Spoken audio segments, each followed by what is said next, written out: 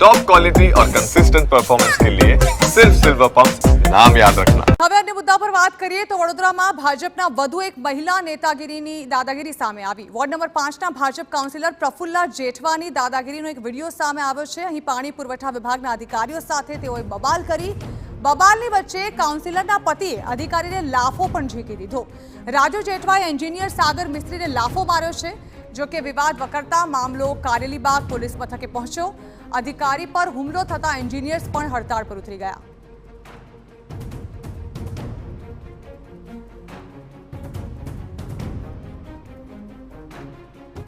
તમારો હક નથી ઉતારવાનો વિડિયો એ ઉતારશે ભલે ભલે તમે કીધું હોય તમે અહીંયા અમારા વોટના નથી ને બીજા 4 નંબરમાં છો ને બંધ કરો એ તો બોલાશે ભાઈ યાર ચાલો ના ના ચાલુ જ રહેશે ભાઈ ચાલુ રાખો તમે ઉતારો આનું ઉતારો આ દાદાગીરી કરે છે હા માણસ।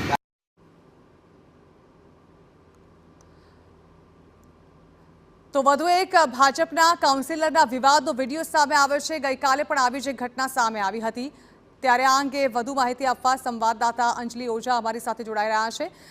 અંજલિ, ગઈકાલથી લઈને લગાતાર આજે 2 દિવસ એવી ઘટનાઓ સામે આવી જેમાં ભાજપના નેતાઓ જે છે તે દાદાગીરી કરતા હોય તેવી ઘટના સામે આવી। એમાં પણ આજે હદ વટાવી જે અધિકારીને પણ લાફો ઝીંકી દેવામાં આવ્યો તે પણ કાઉન્સિલરના પતિ દ્વારા। જાણવા માંગીશું શું છે આ ઘટના અને પક્ષ દ્વારા કોઈ એક્શન લેવાય છે કે નહીં આ બાબતે?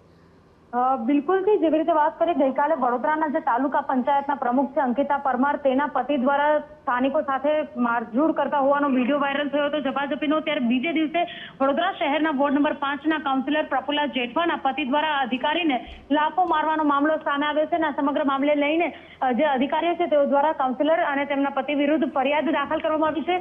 જે રીતે મામલો પોલીસ મથક સુધી પહોંચ્યો છે। કાઉન્સિલર કહી રહ્યા છે કે જે રીતે પ્રજાની વાત આવશે, ઇલેક્શનનું વર્ષ છે ત્યારે આ પ્રકારનું વર્તન તો યોગ્ય જ છે, પરંતુ જે રીતે અધિકારીઓને વડોદરા શહેરની જે રીતે કામગીરી માટેની વાતચીત કરવામાં આવતી હોય છે, પાણીને લઈને જે યક્ષ પ્રશ્ન છે આ પ્રશ્નને લઈને કાઉન્સિલર રજૂઆત કરી રહ્યા હતા અને તેઓ દ્વારા કેવું છે કે જે રીતે અધિકારી દ્વારા તુતારી કરી અને કાઉન્સિલર સાથે વાતચીત કરવામાં આવી છે, પરંતુ વિડીયો કંઈક અલગ જ કહી રહ્યું છે।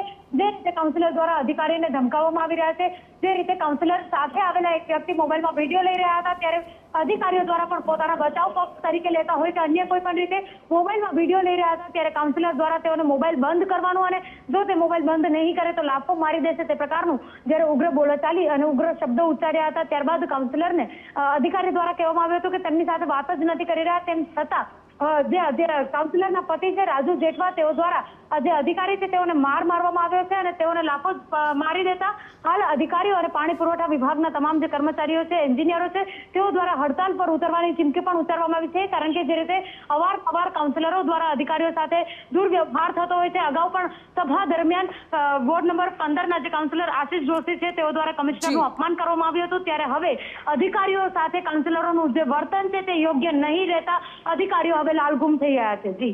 જી બિલકુલ અંજલિ, આભાર। તો એક બાદ એક એવા 2 કિસ્સાઓ સામે આવ્યા છે જેમાં નેતાના પતિઓ દ્વારા કરવામાં આવી હોય દાદાગીરી।